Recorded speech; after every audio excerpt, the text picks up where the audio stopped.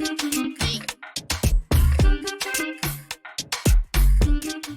everybody. Hello. Don't be afraid. You can say hello back. Hello, everybody. Hello. Oh, very nice. We need your voices in the space, because at some point you're going to ask these two lovely ladies some questions. So, should we do a little warm up for your voices? Yeah? I have a little thing that I like to do, a little traditional thing called call and response.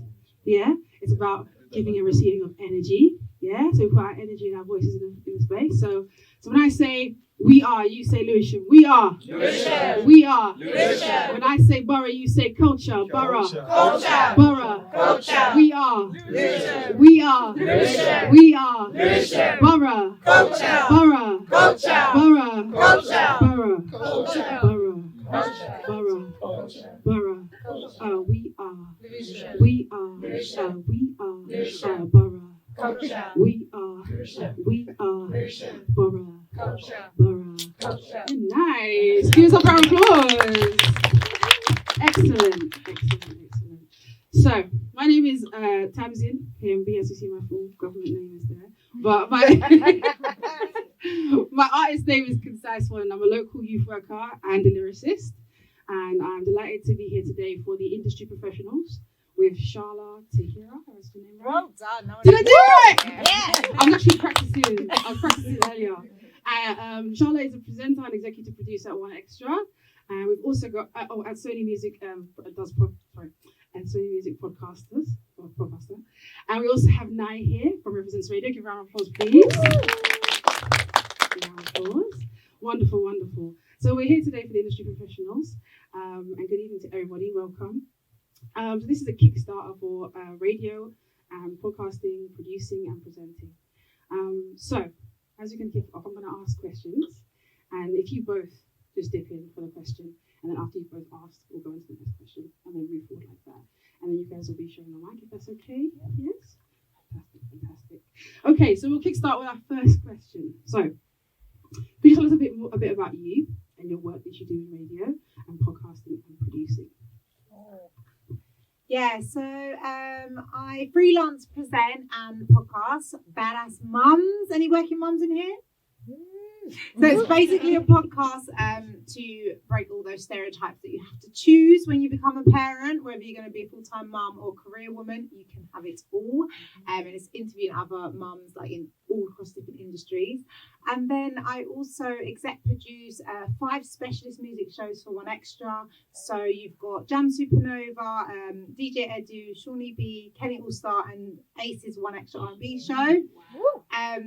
Round of applause just for that. Yeah. It's a lot of work. You'd think that would be all, but they also get me to exec some podcasts. So Primark have a podcast called All Round Mine that's coming out season 3. I'm currently working on that.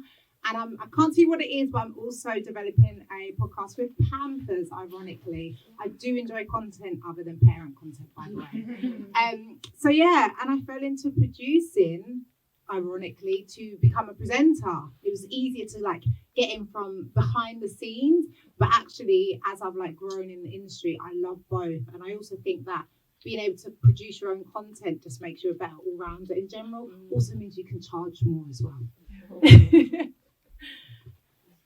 Hi everyone. So yeah, I'm Nai. Hi. My journey's probably a bit different than I don't do any mum content yet. But I initially started off doing presenting, and then I do presenting still, but then I transitioned into more hosting.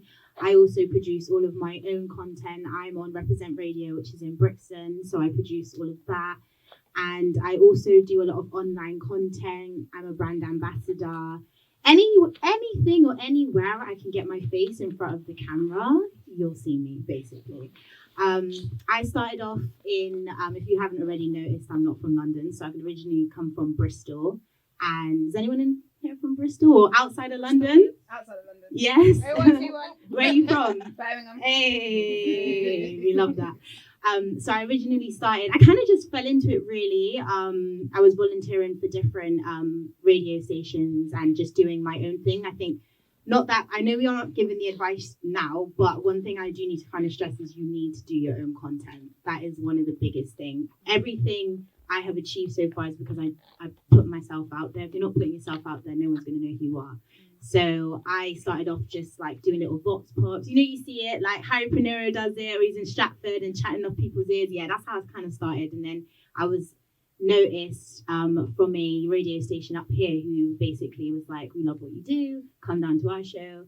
And then I was shadowing, and then I was like, right, I need to pack my stuff and get up here. And then I've been here ever since. Awesome. Yeah, clap for them. Wow. So when did you realize you had a passion for this kind of this area of work, essentially in this? When did you realize you had the passion for it? So in college, I studied performing arts, and then I went to uni and did drama, film, and TV. So nothing to do with radio. But in first year of uni, I joined student radio, and when I look back on that show, oh my god, like we were swearing, we were cussing teachers, we were playing all the dirty music. Like we thought we was making radio, but we wasn't. But then in third year, I got to a placement at a community station called Hayes FM. And I was like, oh my god, this is someone's job. Like talking to people and like recording it and editing it. And that's where I got kind of my first radio bug. And from there, I was like, this is definitely what I want to do. I always was creative, like doing the performance side of things, but I didn't know radio was really like there was that was a job even. Do you know what I mean? So I actually wanted to be an actress growing up because I'm a big drama queen.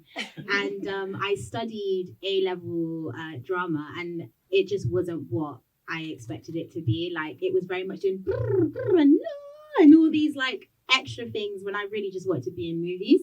So I was like, okay, what can I do that allows me to still kind of be out there, still be in front of people, but I don't have to be doing all them theatrics and all that extra cardio, because I don't like that. So I was like, well, I'm passionate about music. And then I kind of was always I grew up watching like Davina McCall and Emma Willis, like Big Brother gang, you know what I'm saying? So I was like, I love what they do because they get to interact with people. So I was like, okay, let me see what presenting's saying. And I was like, okay, how does one get into presenting? And then I thought radio, because TV presenting is a lot more, what I think is a lot more difficult to break. So I was like, and I just love music. And at that time, I was a lot more camera shy. So I was like, at least with radio, people are just hearing me, they don't have to see me. So then that's when I started doing the volunteering stuff at my local radio stations in Bristol. And then, like I said, I got scouted up here. But then once I came here, I was just doing like a weekly show. And then I realized that that just wasn't enough. I needed to kind of do more and get out there more. So I started going out, networking as well, because that's like the biggest thing that gets you to where you want to be. Is your network is your network, definitely. And then I literally was like, okay, I'm obviously getting some attraction, but what do I like most about it? Then I realized my thing was interviewing people. So if you listen to my content or you watch my show or all of them things, you see that my show consists of a lot of interviews. And that was kind of where I really fell into my niche as a presenter. It was actually getting in, learning about people's journeys, learning about people. And then from then, I was just kind of like lucky. I always say, because I'm a believer in Christ, and I always say that God has the ability to always put me at the right places at the right time. So I'll be out and then I'll just go up, be hella friendly to someone, and then Tutu's the head of BBC One Extra. And then I'm like, oh, okay, let's do an interview. Like, and it's literally like from then, and then you capture the content. So for me, because of the blessing of being able to do that, I've managed to break out into doing more press stuff. So like over the course of last year, I did a lot of backstage press stuff for the Mobos.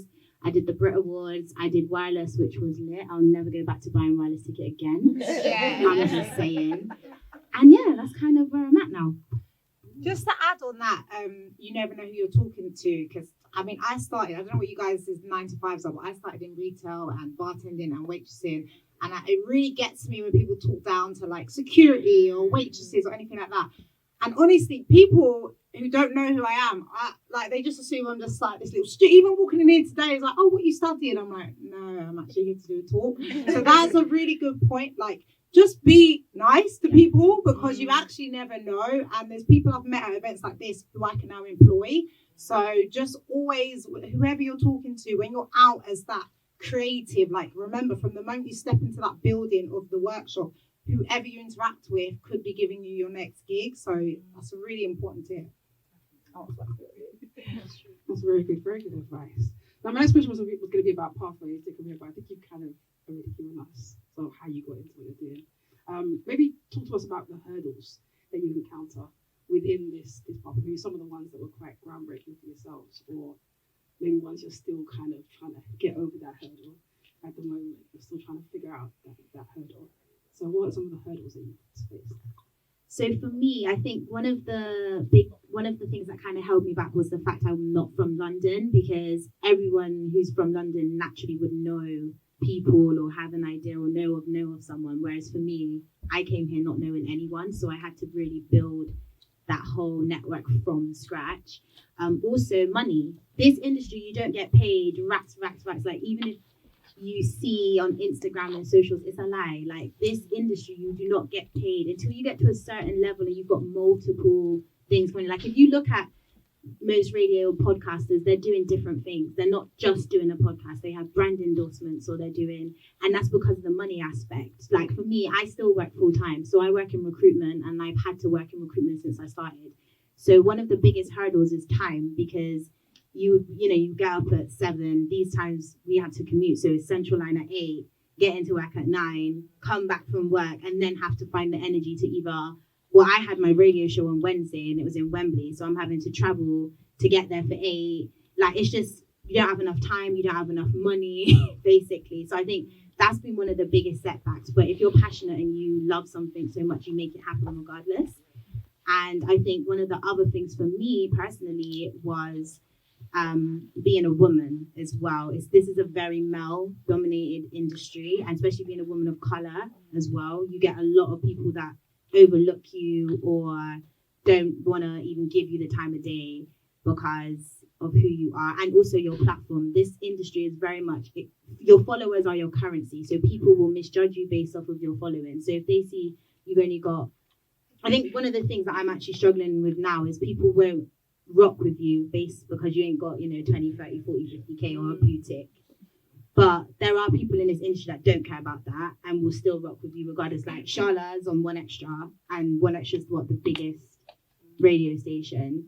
And it's not like you've got all 100k and a blue tick. Do you get it? Yeah. So it's like, don't let that put you off. That's one thing I have to always tell myself as well. It's like, even though it's a follower-driven game, your talent will speak for itself. No, definitely.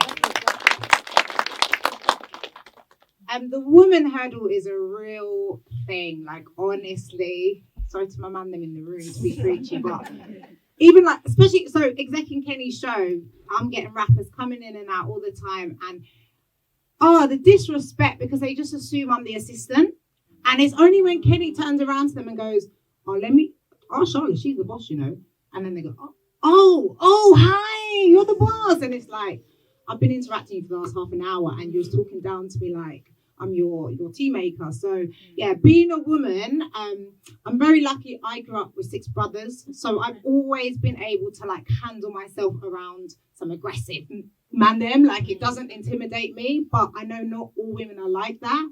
And so being able to like have confidence in who you are in that moment and not let someone else diminish you because of your gender, like that's definitely a constant battle.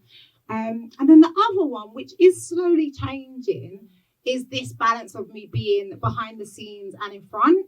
So I've had station managers go, no, you're not talent because you're production.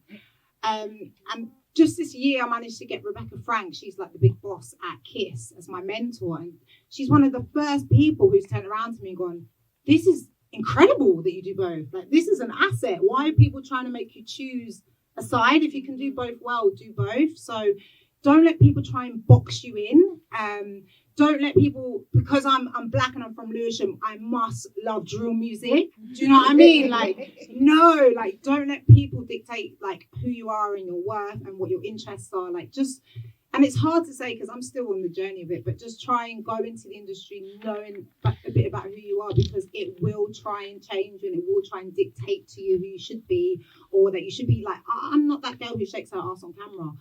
More power to it, but that's not me. And it's like, I've been told by people before, like, if you show a bit more skin, or if you're a bit more sexual, and I'm like, no, I've got kids, I'm a role model, like, I ain't got time for that. So just bear that in mind. Like, the industry will try and change a bit of your character, and it's for you to like stay true to who you are. Because also, one of the things about being in this industry is being unique and individual. It's almost like your power. And there's no good, we can't all be Maya Jama, we can't all be Emma Willis, like, we have to be ourselves. And so just remembering that you are your power, I think that's really important. Definitely. We'll clap for that.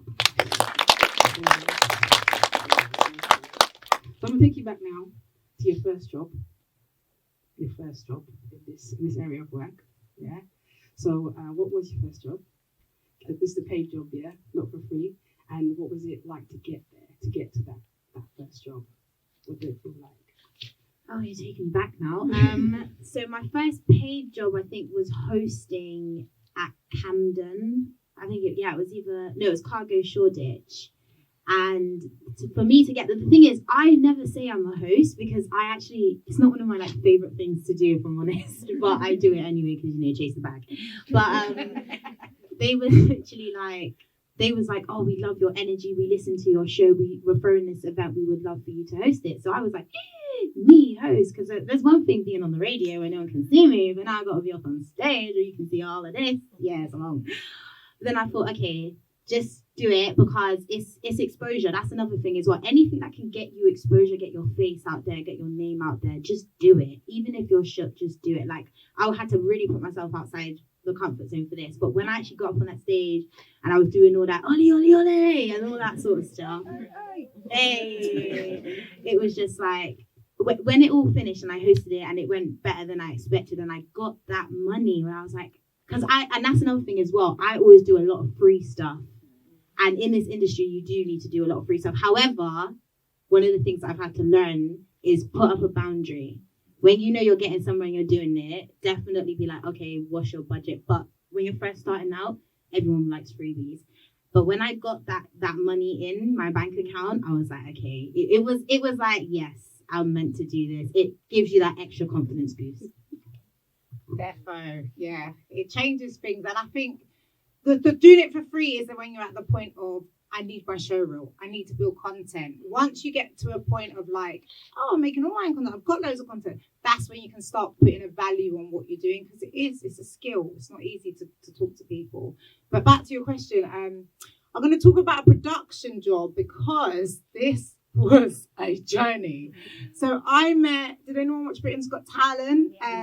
There's a comedian on there called Kojo who got to the final. Yeah. And I met him at a workshop like this, and I sat at the front and I took notes and I was like so keen to learn, like, and he's seen something in me and he was like, oh, do you know what, we kind of need some help on the breakfast show. This is when he was on the breakfast show at Capital Extra. And I was like, yeah, oh my God, I'll do it. Yeah, of course. And so I came in on the first day. I remember running through the underground at Charing Cross because I was going to be late, and radio is to the second. So I knew if I wasn't in that reception at 9 a.m, they would already think she's not serious, she's late.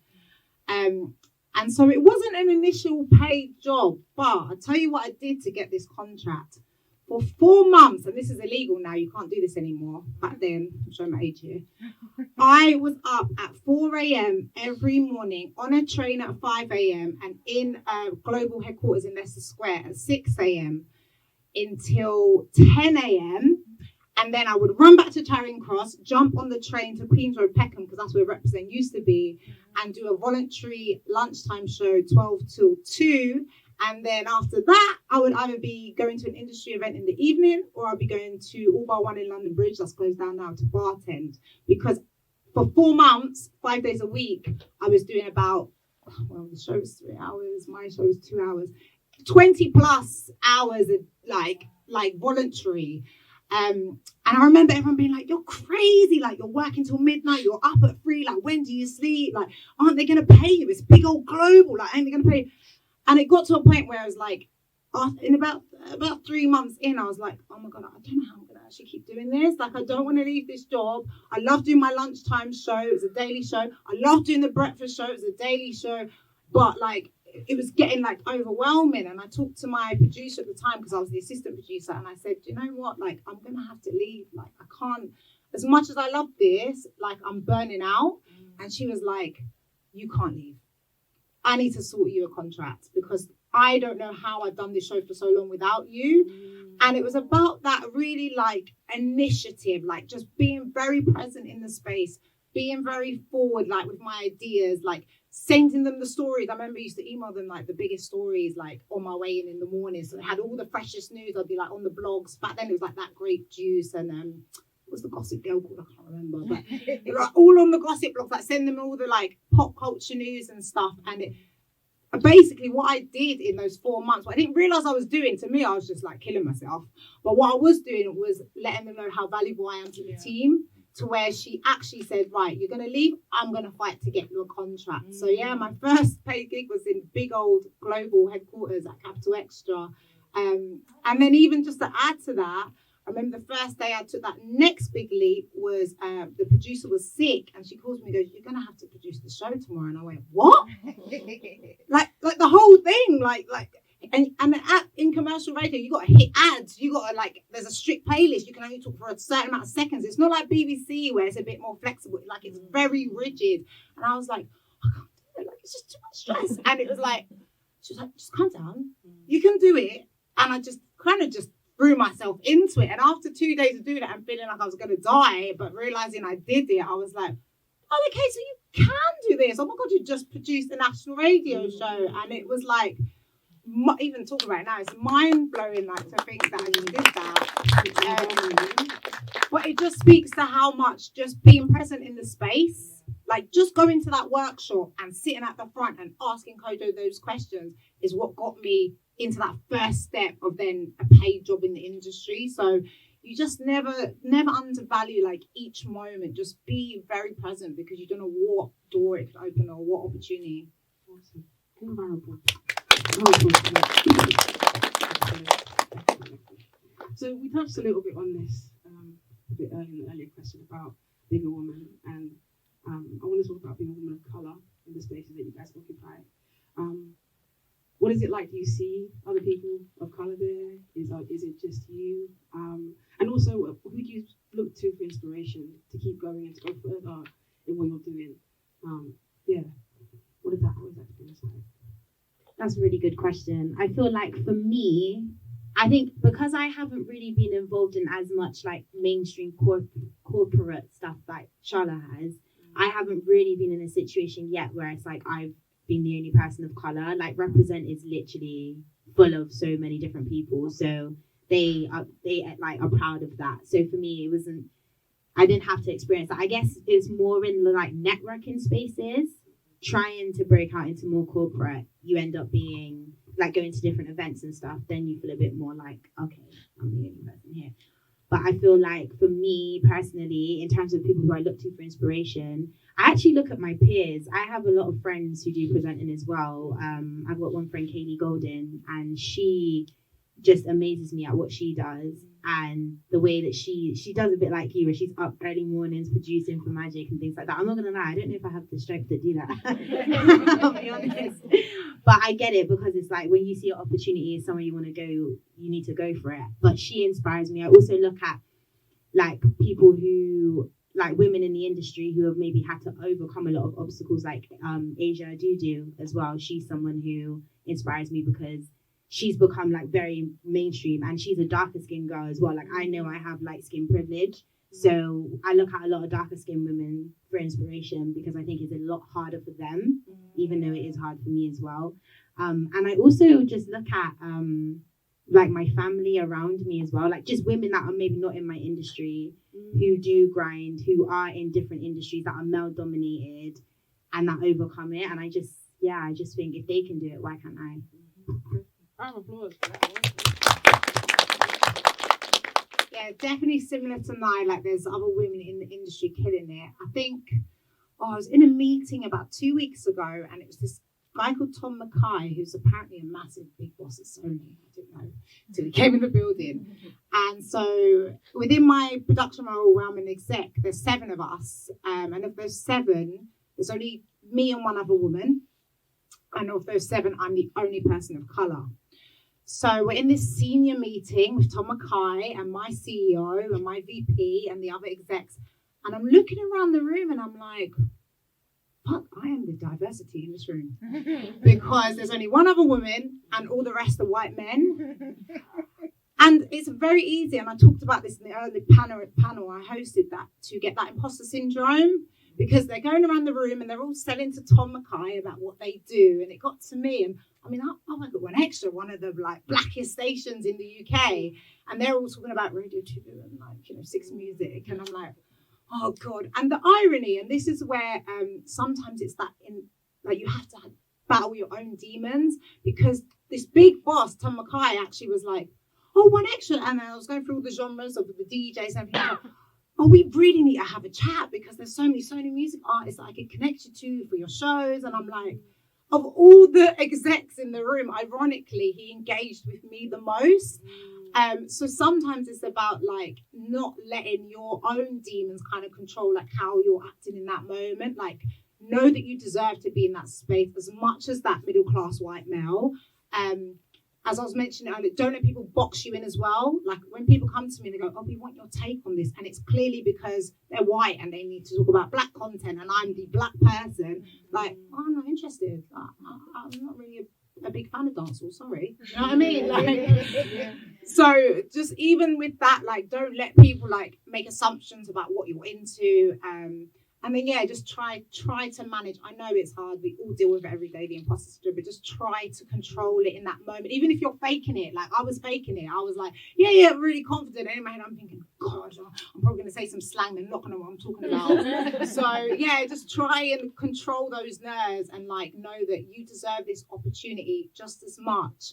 And then one other thing that people said to me a lot when I was coming in is, you're going to have to work 10 times harder than everyone else because you're black and because you're a woman. And it's like, not necessarily. Like, just do good work. Do you know what I mean? Like, and unfortunately, and it's the anniversary today of George Floyd's death, but actually what happened in 2020 changed the narrative for black women a little bit, and it's made it to where we are very valuable and companies need to be inclusive with us. So to some extent, you can use it as leverage. I'm not saying like in a tokenistic way, but just know that companies do value diversity. And so actually that is a bit of your power now as well.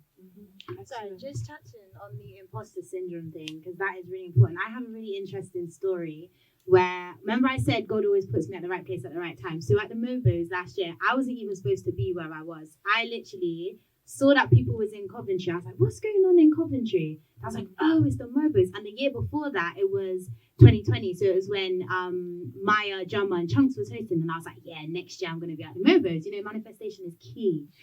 And I remember going, right, how do I need to get into the Mobos? And then again, tapping into my network, I was like, who can get me into the Mobos? So I must have hit up a girl that I know that works at Universal. And I was like, sis, get me into the Mobos. Like, who do you know? Then she introduced me from someone from Complex. I reached out to him. He was like, oh, all of the like press passes are gone. I was like, okay, cool. I tried. He's like, here, but take just like a normal ticket. Like, you know, you can buy tickets to the Mobos. He's like, here, just take a normal ticket. So I said, cool. Booked to MUA because I thought, gotta look the part because image is everything in this industry as well. And I drive up to Coventry, book a hotel, all of that. Mind you, no price. This was literally just going to be to watch the show. Then I go over there, and this is what Charlotte's saying about winging it, right? I'm the queen of winging it. So I go up to them. I'm like, oh, I'm from Represent Radio. Oh, I'm here to do press, even though I wasn't winging it. And they was like, okay, you're not on the list. I was like, oh, is it? Yeah, because this person said that. And then they was like, okay, wait in here. So anyways, they put me in here, but where they had placed me was the hotel where all of the guests, the speakers, and everyone was staying. So as soon as I've gone in the hotel, who's come up? Chunks and Philly. So I'm like, oh, okay. Mind you, I met them already at Weston's music video. So I'm like, okay, hi Chunks, hi Philly. Quick interview set. And I had nothing planned, right? But this is the beauty of what we do is you just have a conversation with someone. So I'm like, yeah, you're looking good, gassing up, blah, blah, blah, photo up. Then I sit down, I'm like, now I'm thinking, oh crap, like I'm shook because I'm like, I ain't ready for this, I ain't prepared. Then who comes walking down? Tiwa Savage. So I'm like, oh my god, it's Tiwa Savage. What am I gonna do, Tiwa Savage? Her management's there. My friend is like, she's like, no, you need to go. I'm like, nah, I can't. I haven't been clear. Then this other guy who was with Farron McKenzie, head of One Extra now. He was like, what are you doing? Go over there. I was shaking. When I mean I was shaking, I was that nervous. I go, hi, Tima. And then I was like, can I get a quick interview? Mind you, she was just literally getting ready to present an award. She's like, her management, she said to her management, and management's like, what this for? I said, oh, it's for rep. And she's like, okay, cool. Boom. Interview with Tiwa Savage. Now, had I had listened to myself and just been that little shy girl in the corner, I wouldn't have got that interview. And now I got it. And I think it's one of the most watched interviews on my YouTube channel.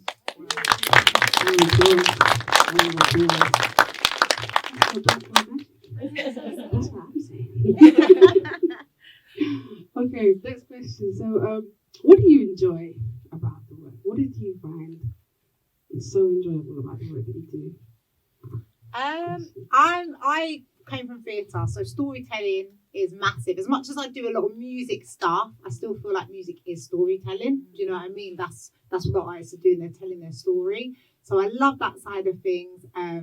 I love connecting with people. Like I'm that girl who would talk to someone on the bus, like on the night tube, in the toilet. So just like chatting to people, connecting, learning about their backgrounds. I'm really big into like different foods and cultures and religion. So I just like learning about people. So that's a massive good part. And I'm not gonna lie, stuff like press tickets, like I'm going radio one weekend, so I didn't have to pay for that. So there are good perks. They complement the bad salaries that you will get like gifted stuff, or you will get into the festivals for free. So those kind of moments, they make up for when I do 16-hour days. You go, oh yeah, but you're going to the festival next weekend. Do you know what I mean? Because it is a lot of graft, but like I said online, you see all the highlights of it, and yeah, that's the enjoyable part of it, when you get to like live in that moment. Even just another thing, like when I was on rep, one of my thing was like breaking new talent. And so artists like, you probably know them now, Be Young, Nadia Rose, Notes, giving them their first interview. Like, and I can, like, no matter what anyone else knows, they know their first radio interview was with me on Represent, and now seeing their success and their journey, and it's like, wow, I found you guys. So even that moment of like seeing people's journeys, there's also a lot of talent I work with, like Kenny. I remember his first show at Represent, and now I'm executive, and he talked to me about it the other day, like the full circle moment. So yeah, just seeing that, and it's beautiful to see kind of the journey people go through. You're not gonna clap for everything, is it? Yeah, I mean, for me, it's connecting. I am so nosy. Like, I love knowing what people have been, like, what their journeys are, where they've come from. So one of the things I love about what I do is having conversations with people, meeting people. Like, my show, I'll interview anyone. Like, I'm not the type of person that's like, oh, I only interview bait celebs, or I only interview influencers, or blah, blah, blah, blah, blah. I will interview anyone. If you've got an interesting story, or you've got a platform, I will interview you. And one of the things that I love is giving people that platform as well. Like the Creative Clinic, which I hear right now, the Rebirth Project. I gave them one of their first interviews, and it's because I believe in what they do. I love what they do.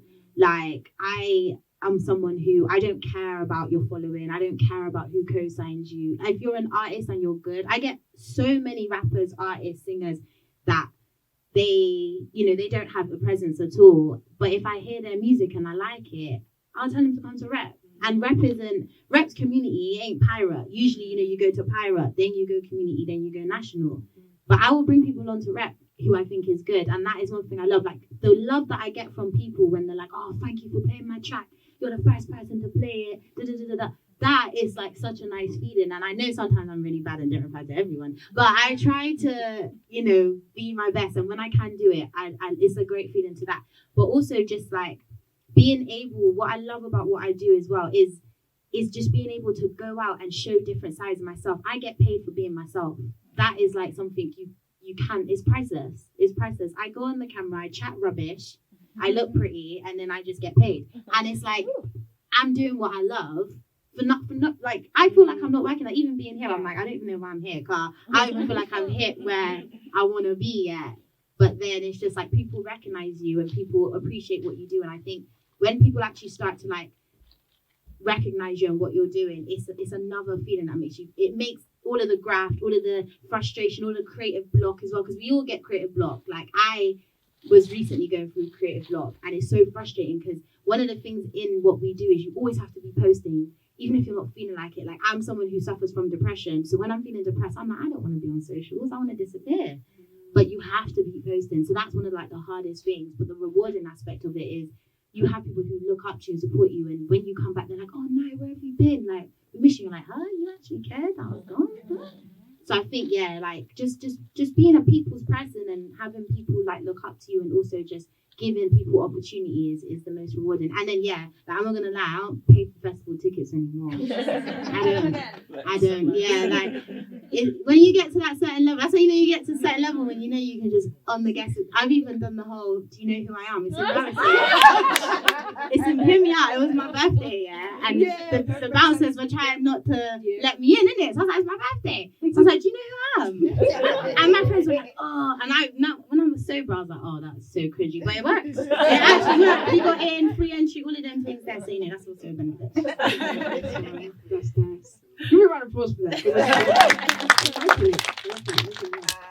feel it. Exactly. So we're going to take you back again to your younger selves. What advice would you give your younger selves? What advice would you give to your younger selves? And what do you think you have learned from your journey thus far? Definitely like to just have more self-confidence. Like, you lot have seen me sit and chat up here and I've probably seem very confident, but self-doubt has been a constant struggle. I was a complete tomboy growing up. I put this makeup on today for you. Like, if you ever bump into me on a normal day, I'm very plain faced. So I'm not the girly girl. And I touched on this earlier, like with the whole presenter thing of you being like overly sexual, overly flirty. Like, that's just not my style. So yeah, when I first started in, I think I felt like I had to be. I remember my sister being like, "You have to wear heels every day to work, and you have to get your nails done." And I'm like, that is tiring. Like, to me, it's a chore. I don't enjoy it. Do you know what I mean? Some girls love it. She loves it. And I'm like, this is a chore. Do I have to? And now, as you'll notice, I'm in trainers most days. Like, even when I'm going to big meetings with big bosses, I'm in trainers because luckily trainers will kind of become acceptable now.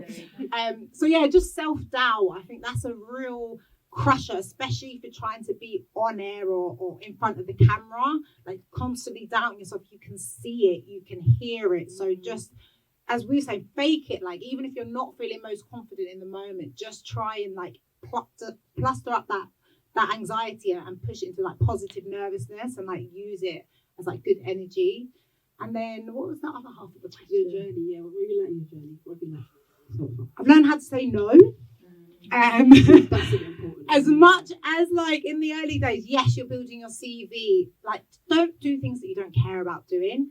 Like, if you're doing stuff for free, it should be that you'd be doing it for free or paid. It shouldn't be you're just doing it because like someone's asked you and you're free on that day. Like, learn how to tailor your purpose a little bit in that sense. So like, what do I really care about? I think 2020 for me was my big like reflective, like, do I really talking about Kim Kardashian's bum? No, I don't care about. I don't even watch Keeping Up with the Kardashians. But when I was on Rep, that's all I talked about was the Kardashians and Kanye and Jay-Z and Beyonce, and love their music as artists, but like their lives, I don't care. Yeah. So knowing a bit more about your purpose, like, and that way your content, people can tell. Like, it's so much more authentic when you're talking about things you really care about and you're really passionate about. And that's why now, if I do anything for free, it's usually because it's for a charity or it's because I genuinely really care. Like, I had a young lady who's running like an organization to help like victims of domestic abuse, like from a young age.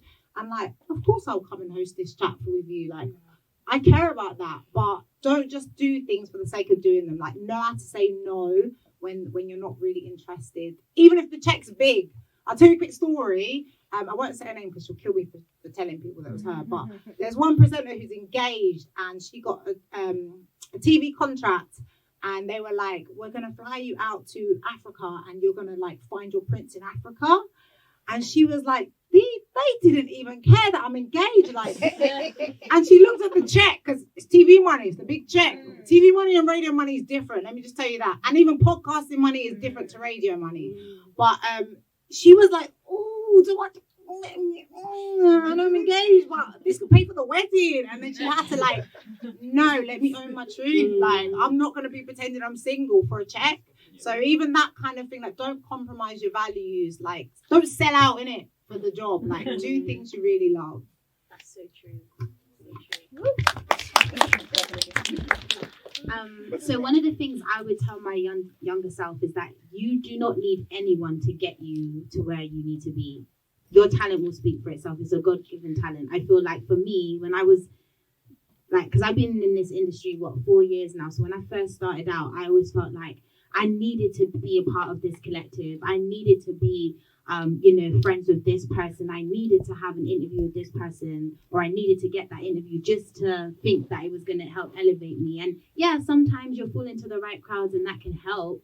But you will, if as long as you're doing the right thing, you'll keep being consistent, you're pushing, you're getting out there, you're going to get to places regardless. Like, I always remember because I was on post with another group. I was never on post on my own. So when I left that group, I thought I needed them to do anything in radio. So when we parted ways, it was a thing where I thought, oh, I'm never going to get another radio show. I'm never going to, this is it for me. It was like very much a self-doubt vibe. And then I just kept putting it out there, endless emails. And now I'm on Represent, and that's one of those shows that I've always dreamed about being on. So that's one of the things I'd say. And also, don't ever, this whole stigma of feeling like a beg friend, drop it. Like, I don't know if it's big here, but in Bristol, it's like this big stigma of, oh no, you don't want to chat to that person because you don't want to feel like a beg. I have literally got my biggest interviews to date from begging it, like being over there, being hella friendly with people. I'm in everyone's DMs. Like, girlfriends hate me because I'm always in their man's DMs. If they're in the industry and I want to interview them, I'm in the DM. Like, I don't care. Obviously professional, but I'm not shy to DM someone, message someone, email someone. And one thing I tell my younger self is, don't take being aired personally. I used to get so annoyed if I was aired, like, oh my god, they aired me, but it's not personal. People are busy. People have, especially if they've got big platforms, they've got thousands and hundreds of DMs. Like, it's only by chance they're going to see you. So this is what the power of the follow-up is. Got to follow up. You got to be the first person in that inbox, definitely. I would say another thing I would tell my younger self is like what you said. Understand your boundaries as well. Like, for me, I had people who actually, I would say, used me because they knew I was on the come up and they knew I was grinding and they thought they could take advantage of that. But I let them because I didn't put up any boundaries with them. I was just a yes girl. And now that I'm at this point where I'm more confident and comfortable, I'm, like Charlotte said, I'm comfortable to say no, like, I ain't doing it. And don't feel guilty about it. I used to feel guilty about so many things, like, oh no, I couldn't do this. I used to have artist managers get funny with me if I didn't interview their artist, and then I'm there feeling guilty about it. And it's actually like, no, I don't like your artist. I don't like the song. I'm not going to interview them. And then what was the second part, sorry? What have you learned in your journey? What have you learned? I think like that. And then also just being your biggest cheerleader as well. Nobody's going to give you an opportunity. You need to go out and get it or create your own. Like, be the table. Don't wait for people to come and give you hands out. Be the table. Actually, give me a round of applause for that. Awesome. Or don't wait for a seat, right? At the table. Yeah. Wait for a seat. Everything. Yeah. Right. Okay, I'll give you the last question, then we're going to ask the audience some questions. Cool. So the last question is, do you have any advice for making it work as a freelancer? How did you manage to start out to get to where you are now? Any advice? Oh, the freelancer struggle. It's so funny. I quit Capital Extra in 2014 in December because they won't give me a show. I was like, I'm done producing for you. But you're not giving me a show, see you later. I remember the boss was like, so where are you going, to the BBC? I was like, no, I'm just going to go off and be freelance. Let me tell you, 2015, I mean, luckily I was staying with my sister, so rent, because I know London living is real, rent wasn't a big problem, but 2015 until 2016 was the hardest year ever, harder than those 4 months of doing 20-hour days, because I used to sit on my phone and refresh the emails.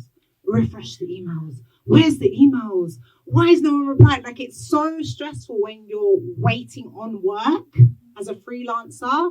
And so my biggest advice, I tell this to everyone, do not quit your 9 to 5 until you can't no longer go to your 9 to 5. You've used up all your sick days, you've used up all your holiday, and now you're like, oh, if I don't quit, I'm going to be turning down what I really want to do. Because some people take that leap. I was one of those people. I'm saying some people. I took that leap too soon.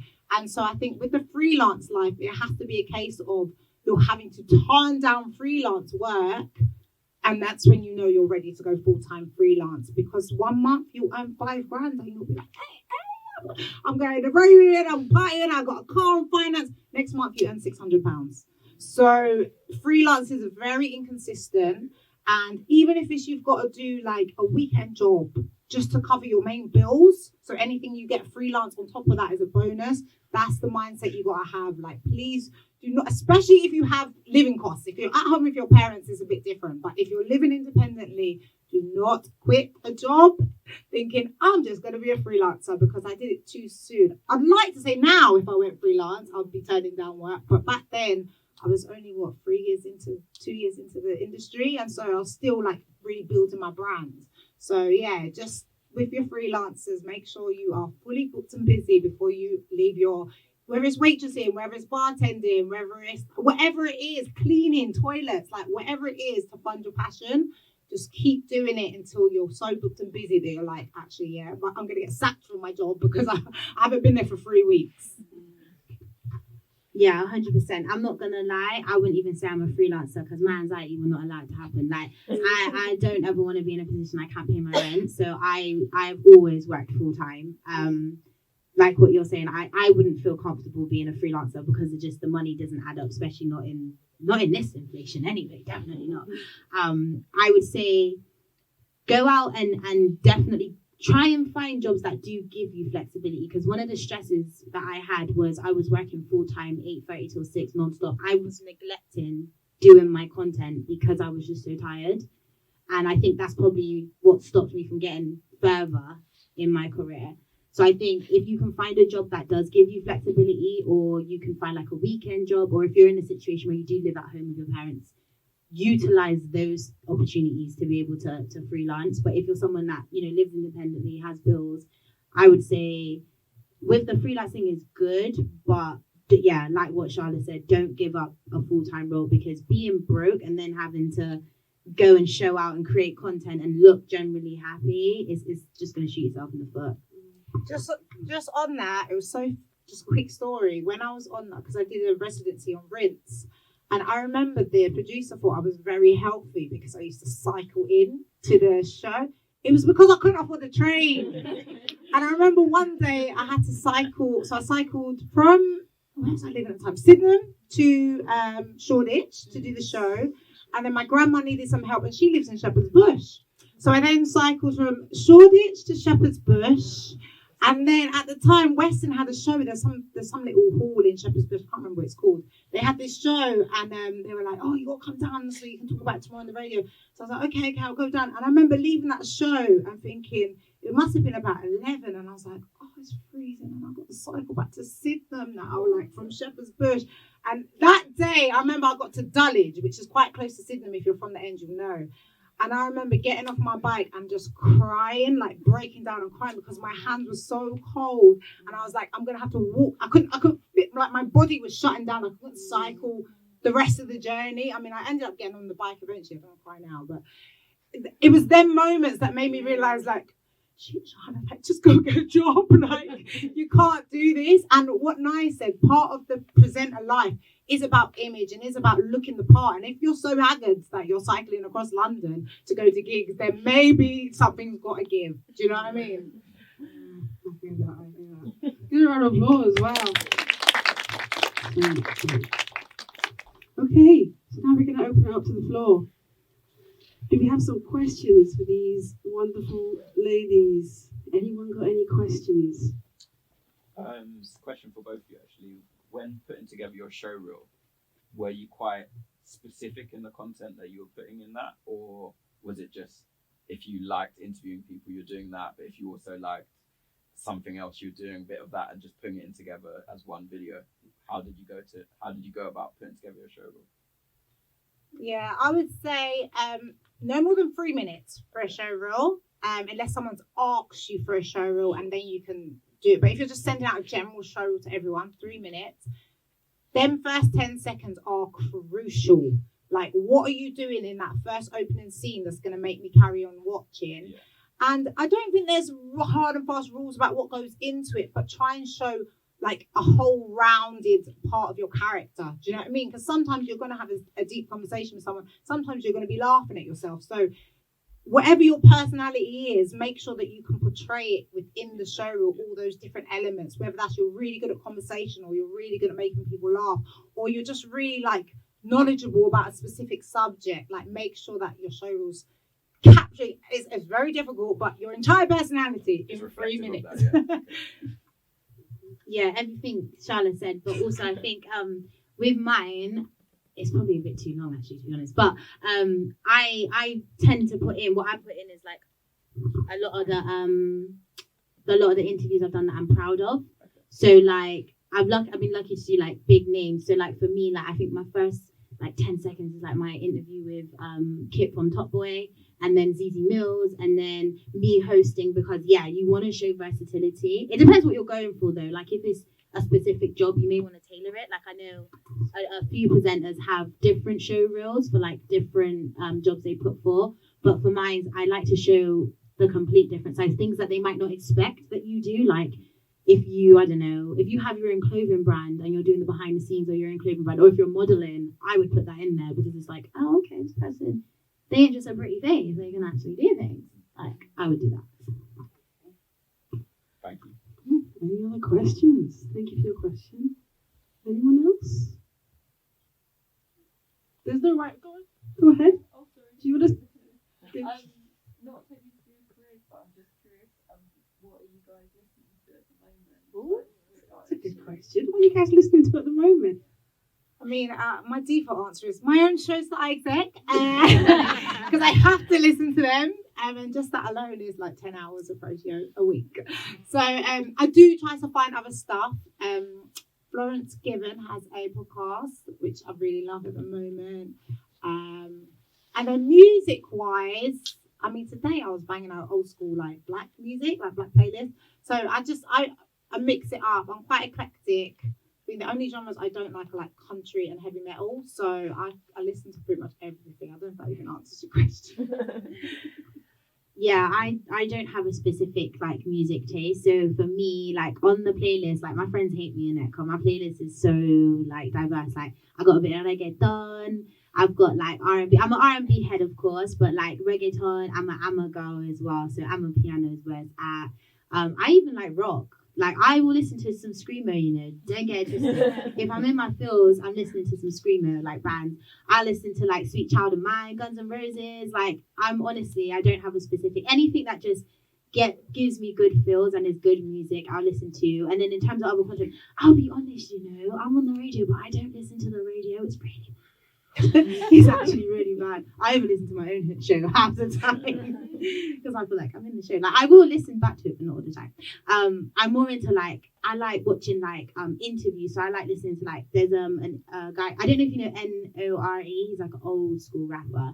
So he has a show on YouTube called Drink Champs. So like I love that show. So I watch like a lot of those sort of shows and a lot of like I like the Receipts as well, the Receipts podcast. Those girls, big up Tolly and all them lot all the time. Yeah, I like that. So yeah, variation. Nice. Thank you. Any question here? Go ahead. I wanted to ask, like, what are your long-term career plans? Have you thought about maybe branching into something else completely different? It's a really good question. Yeah. I definitely will always do creative stuff. I'm not going to become a biomedical scientist anytime soon. You know, it's so hard answering this question. I just love like, and I was talking about this earlier just with someone like not on mic. I just love that I'm loving everything I'm doing right now. Like it's taken a long time to get to this point of like enjoying all the content I'm across, whether it's my content or someone else's content that I'm executing. So I'm just really enjoying that. I definitely like, so when I was younger, first early in the industry, I definitely wanted to do like, you know, Keith Lemon Celebrity Juice. Oh, yeah. something like that. But now I'm a bit like, I don't really know if that's you. But I would love to do as I get a bit older, like the kind of loose women style, what the real, like that kind of panel talk show. I love talking to other women, like just pick up women all the time. Like I just love it. So something like that would be amazing to host something like that. And also long-term goal documentaries. So as I said, I love learning about different things. And so I think I'm very good at being that kind of host who goes along with the audience and like learn something new with the audience. So I would love to, like, my sister's half Indonesian. I would love to go to Indonesia and like document some of the stuff happening in Jakarta and things like that. So documentaries, talk shows, that kind of thing. I think as I get older, I'll definitely move a bit more away from music, but it will always be in my heart. But I think like, yeah, once you get over 25, it's a bit like, oh, you still want to be a DJ? I don't know. So I think I'll go into more speech content like as I get older. Yeah, great question. So for me, I think the next goal now is television, breaking into television. So I can actually say it now, but I'm going to be on TV next month. And then thank you. Channel 4, set your reminders. Yeah, so I'm going to be on a show on Channel 4 next month, and then I'm filming for another show on Tuesday. So I'm slowly dipping my toe into the television market, which is really, really a blessing. And then I actually want to get into doing my own television show. Like, I would love to have my own pilot. I think that's like more when I'm like 30 plus. I'm 24 now, so I think I've got some time. So I'd like to like produce and create my own show. And then also I want to get into more plus size, owning my own plus size modeling agency, because I'm sick of just seeing, no shade, but like girls with one specific body on all of the platforms. Like Love Island is the worst for it. So I would want to have an agency where it's all different type of body shape. And we're talking men as well, like not just men with six packs. We like bellies as well, guys. Like, we do. So I want to be able to be one of the pioneers of getting different body shapes, different people that look different on these mainstream shows like Love Island and all of that. So that's something that I like to do later on. But for now, it's telly. Nice. I'm looking forward to you guys doing that. Make sure you do it. Yeah.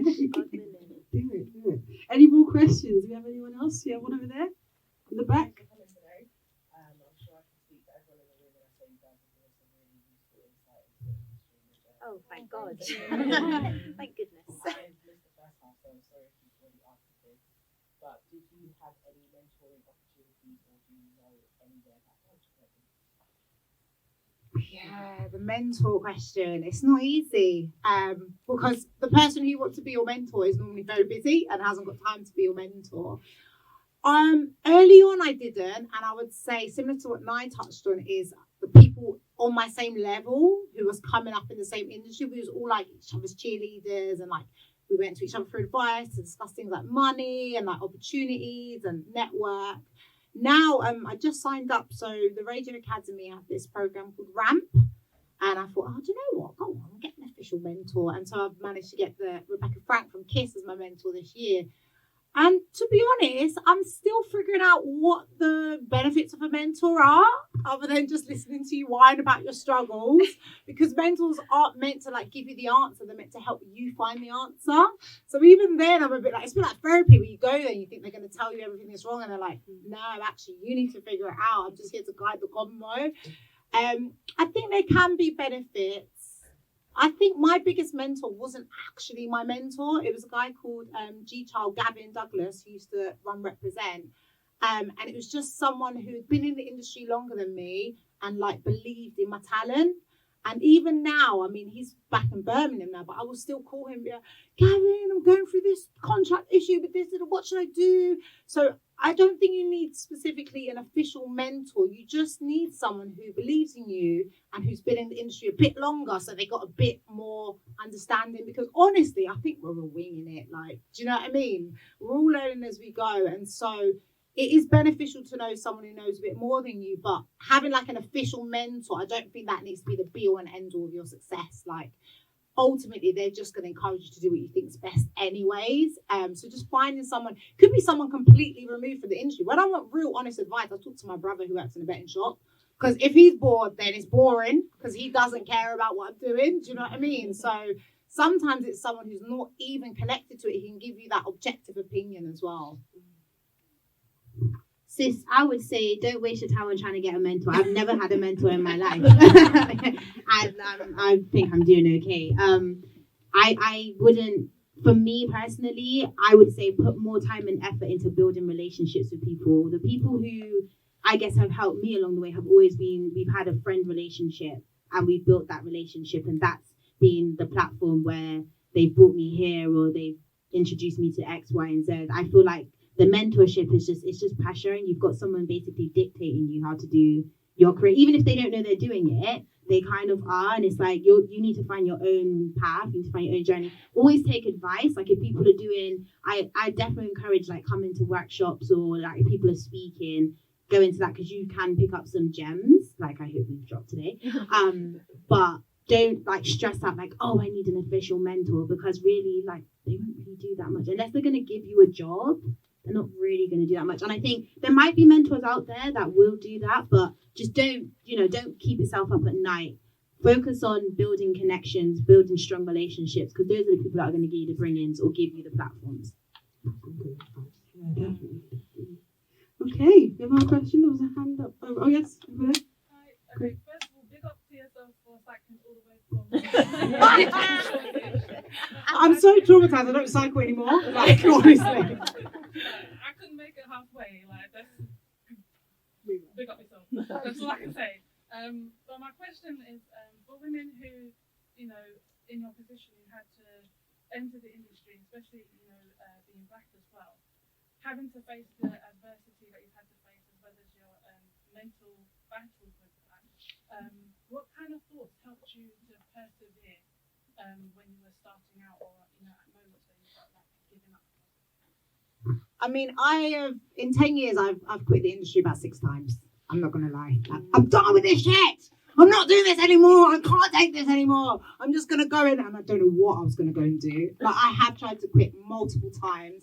I think I'm still here because when I do try and quit, like I went to teach for 3 years. I went and got a PGCE. Some of my students now are actually killing it. Jeremiah Siyama, if you know who that is. So I went to that. I quit. I was still teaching radio, but I quit doing the creative. And even when I was in the school, I'm like getting jealous of the content my students are making. And that's when I realized, okay, maybe you're not done yet. Maybe you still need to be in the studio making content, being active. So I think my biggest motivation is just like still wanting to do it. I think as long as you still have that fire. I was talking to a singer she's like 35 now. She's like, I've got 19-year-old, she's an R&B singer, I've got 19-year-olds out here who are killing it. Can I really go back to it now? I'm a bit past it. I'm like, babe, if you think about this thing every single day, then you should be doing it. So I think for me, and it's different for everyone, some people join the industry for the wrong reason. And if you're joining for the money and the glamour, trust me, you will quit within 6 months. And if in your heart, you're like, this is what I believe I'm meant to do, like me, you'll just keep getting drawn back to it. I remember when I was at teaching, I got headhunted by BBC to do freelance production for them. And so even when I was trying to get away from it, it's like something still kept bringing me back. So I think as long as you have that fire and that passion to do it, even all the no's, and that's the thing, like I said earlier with socials, like we only put up our highlights. If I get 10 yeses in a year, I guarantee you I've got at least 1,000 no's to justify them 10 yeses. And so you've got to just not be like me. Don't be a quitter. Believe that a yes is coming, because it may not be that yes was the right yes for you. I remember even, does anyone know Radar Radio? I was so offended when Gavin, my unofficial mentor at Represent, went and launched Radar Radio and didn't take me with him. And I was like, Gavin, why aren't you taking me? I want to go with you. And he was like, this isn't your scene. It's not for you. You don't really want to be a DJ. And at the time, I was just so taking it personal. Like, Gavin, why? Why wouldn't you take me? I'm your little mentee. But in seeing what happened with Radar Radio, and when that all blew up, I was like, damn, he wasn't meant to be there. So sometimes just those no's, those knockbacks, you have to realize that it's because there's something bigger still coming for you. And just to add on that comparison, they say it's the thief of joy. Like, honestly, it is. Like, you can look at what someone's doing and think, oh, I would love to do that. and they're probably looking at you and going, oh, I would love to do what she's doing. So yeah, just another tip. But just keep going. If you wake up every day thinking about it, you're meant to be doing it. And so just keep doing that. I would say believe in your source. That's the biggest thing that I had to learn as well. I feel like life gets in the way. I had my own setbacks where I was just like, yeah, I don't think I can do this anymore. It's a lot of work. I'm not getting anywhere. I was very much focused on the numbers, the views, the followers, all of that sort of stuff. So that was very demotivating for me because it was like, oh, why am I not getting all these followers? Or why am I not getting... I'm so sorry. No, it's all right. I don't think it likes me. Why am I not getting all these views? And it was very much like, it's a confidence knocker, but I had to change my mindset. And I'm a big believer of the devil is a liar. And it was the devil telling me like, yeah, because you ain't got 100k views on this interview, so you're shit. And then one of the ways I had to overcome that was give it time and give it patience and do some self-love as well, because it was my mental that was making me think that. And for example, last year I was going through life situations where I wasn't really like that consistent. Like I was not posting, not doing any of that. And then I was like, I don't think I could do this anymore. It's too much energy to try and be entertaining people when you don't feel good within yourself. And that was then when I got the email to do Press at Wireless. So then I did Wireless and it was all Side Sage and Drake and me was kikiing and it was all great. And then that's when I was like, God's put me here for a reason. Like, I'm supposed to do this. Like, what are the odds? It was through Represent, and they only had a certain amount of passes, and one of the passes they chose to give it to me. So it's like, what are the odds of that? Like, there's a reason why I'm here at doing press, interviewing all these celebs. There's a reason I'm at the Brits. There's a reason. So that's when I think about what I've done in the past, and I think, what are the odds that you interviewed this person? What are the odds that you interviewed Munya Chihuahua, and then 6 months later, he's now as big as he is now? You know, it's those sort of things that I look back at and I'm like, nah, but you are supposed to do this. If you weren't supposed to do this, you won't be getting all these big hitters. Do you get it? So I feel like it's watching what you're doing, and then also it's like you need to be your biggest cheerleader, like I said before, because you need to believe in what you can do. So when you do feel like that, or when I've ever felt like that, I'm like, okay, cool, well, let me put out something that maybe I don't think is going to do as well, and then boom, it goes viral. So it's just about, it's like trial and error as well, I would say. Nice. Do we have any more questions? I was going to ask, did you go into radio before television? Because it's maybe is it more of a direct route to go from radio to television, or did you just have more of an interest in radio and then now realise that you want to move into television? So what's the easiest route to go into it? Babe, there's no easy route. Back 10 years ago, radio was an easier route. Now it is so oversaturated. There's so many online, which is a good and a bad thing. So there's so much more platforms, but also I wouldn't say it's a necessarily easier route. In fact, two big TV presenters, so Rhea Hebden and AJ Adudu, have spoken to about this, was like, I always wanted to. They're both TV presenters. They've dabbled in radio, but they're bags TV. And they're like, I always just went to TV. So if you know that TV is where you want to be, you're wasting time on radio. I recently got an official agent or whatever. And he's like, why aren't you doing more visual stuff? Why have you spent so long? Because when I started in radio, it wasn't about socials and it was just about your voice and being able to tell a story. So if you know TV is definitely where you want to be, you're wasting time basically with radio.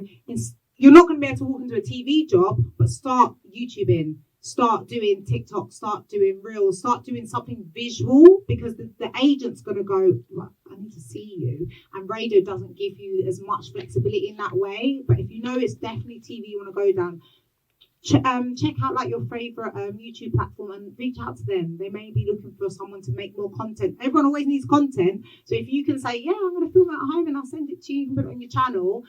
Do the visual stuff. There's no point doing radio if your heart's in TV. You might as well try and just go straight to TV, because the years you spend in radio, you could have been breaking grounds in the visual area.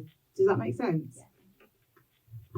Yeah, I think for me, my passion lies within radio, but I do like TV as well. So I think that's why I probably stay more in radio, because it is a passion of mine.